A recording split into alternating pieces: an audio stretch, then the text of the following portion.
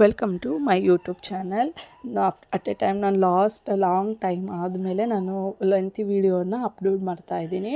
So ಹಾಗೆ ನನ್ನ ಚಾನಲ್ನ ವಾಚ್ ಮಾಡಿ, ಶೇರ್ ಮಾಡಿ, ಲೈಕ್ ಮಾಡಿ, ಹಾಗೆ ನನ್ನ ವೀಡಿಯೋಸ್ಗಳನ್ನೆಲ್ಲನೂ ನೋಡಿ ಅಂತ ಹೇಳ್ತಾ, ಇಲ್ಲಿಗೆ ನಾನು ಈಗ ಅಟ್ ಎ ಟೈಮು ನಾವು ಕ್ವಿಕ್ಕಾಗಿ ಈಸಿಯಾಗಿ ಹೇಗೆ ನಾವು ಕಬಾಬು ಹಾಗೆ ಗ್ರೇವಿ, ಎಗ್ ಸಾಂಬಾರು ಎಲ್ಲನೂ ಯಾವ ರೀತಿ ಮಾಡೋದು ಅಂತ ಒಂದೇ ಸಲಿಗೆ ತೋರಿಸ್ಕೊಡ್ತೀನಿ. ಮೊದಲಿಗೆ ನಾನು ಕಬಾಬನ್ಗೆ ಪೀಸ್ಗಳನ್ನ ಕಟ್ ಮಾಡಿಕೊಂಡು ಅದಕ್ಕೆ ಕಬಾಬ್ ಪೌಡರು ಹಾಗೆ ಮೊಟ್ಟೆ, ಸ್ವಲ್ಪ ಟೇಸ್ಟಿಗೆ ಉಪ್ಪು, ಅದಕ್ಕೆ ಗರಂ ಮಸಾಲೆ, ಸ್ವಲ್ಪ ಶುಂಠಿ ಬೆಳ್ಳುಳ್ಳಿ ಪೇಸ್ಟ್ ಹಾಕ್ಕೊಂಡು ಕಲಿಸ್ಕೊಂಡು ಫ್ರಿಜ್ಜಲ್ಲಿ ಎತ್ತಿಟ್ಕೊಂಡು ಅದನ್ನು ಒಂದು 15-30 ಮಿನಿಟ್ಸ್ ಆದಮೇಲೆ ನಾನು ಈ ಥರ ಕರೆದಿರೋ ಪ್ಯಾನ್ ಎಣ್ಣೆಗೆ ಹಾಕಿ ಕರೆದು ಇಟ್ಟಿದ್ದೀನಿ. ನೋಡಿ, ಅಲ್ಲಿಗೆ ಕಬಾಬು ರೆಡಿ ಆಯಿತು. ನೆಕ್ಸ್ಟಿಗೆ ನಾವು ಗ್ರೇವಿಗೆ ರೆಡಿ ಮಾಡ್ಕೊಳ್ಳೋಣ.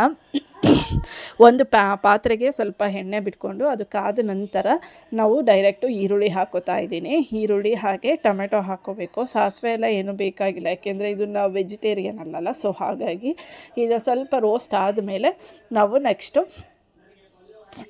ಚಿಕನ್ ಪೀಸ್ಗಳನ್ನು ಹಾಕೋತಾ ಇದ್ದೀನಿ. ತೊಳ್ಕೊಂಡಿರೋವಂಥ ಚಿಕನ್ ಪೀಸಸ್ನ ಹಾಕ್ಕೊಂಡು ಸ್ವಲ್ಪ ಮಿಕ್ಸ್ ಮಾಡ್ಕೋಬೇಕು. ಇದಕ್ಕೆ ಸ್ವಲ್ಪ ನಮಗೆ ಟೇಸ್ಟಿಗೆ ತಕ್ಕ ಹಾಗೆ ಉಪ್ಪನ್ನು ಸೇರಿಸಿ ಮಿಕ್ಸ್ ಮಾಡ್ಕೊಳ್ಳಿ. ಅದಾದಮೇಲೆ ನಾವು ಇದಕ್ಕೆ ಸ್ವಲ್ಪನೇ ಉಪ್ಪನ್ನು ಸೇರಿಸಿ ಸ್ವಲ್ಪ ಹೊತ್ತು ಕುದಿಯೋಕ್ಕೆ ಬಿಡಬೇಕು. ಚಿಕನ್ನು ನೀರು ಬಿಟ್ಕೋಬೇಕು ಅಲ್ಲಿವರೆಗೂ. ಅದಾದಮೇಲೆ ಮನೆಯಲ್ಲೇ ಮಾಡಿರೋವಂಥ ಶುಂಠಿ ಬೆಳ್ಳುಳ್ಳಿ ಪೇಸ್ಟನ್ನು ಕೂಡ ನಾನು ಹಾಕ್ತಾಯಿದ್ದೀನಿ.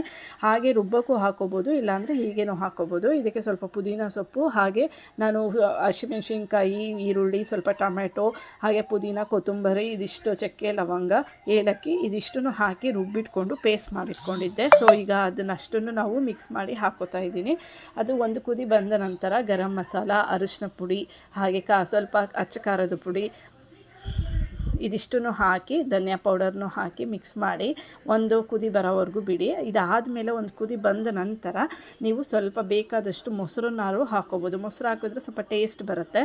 ಮೊಸರು ಹಾಗೆ ಕೊತ್ತಂಬರಿ ಸೊಪ್ಪನ್ನು ಉದುರಿಸಿದ್ರೆ ಇಲ್ಲಿಗೆ ಗ್ರೇವಿ ಮುಗೀತು. ಈಸಿ ಆ್ಯಂಡ್ ಕ್ವಿಕ್ಕಾಗಿ ಯಾರಿಗೆ ಗೆಸ್ಟ್ಗಳು ಬಂದರೂ ಕೂಡ ಈಸಿಯಾಗಿ ಬೇಗನೆ ಮಾಡಬೇಕಾಗಿರೋ ಅಂಥ ಟೇಸ್ಟಿಯಾಗಿರೋವಂಥ ಚಿಕನ್ ಗ್ರೇವಿ ರೆಡಿ ಆಯಿತು. ಈಗ ನಾನು ಎಗ್ ಸಾಂಬಾರು ಹೇಗೆ ಮಾಡೋದು ಅಂತ ಹೇಳ್ಕೊಡ್ತೀನಿ. ಅದೇ ಈರುಳ್ಳಿನ ಸ್ವಲ್ಪ ಈರುಳ್ಳಿ, ಟೊಮೆಟೊ, ಗಸಗಸೆ, ಚಕ್ಕೆ, ಲವಂಗ, ಏಲಕ್ಕಿ ಇದಿಷ್ಟನ್ನು ಹಾಕ್ಕೊಂಡು ರೋಸ್ಟ್ ಮಾಡ್ಕೊಳ್ಳಿ.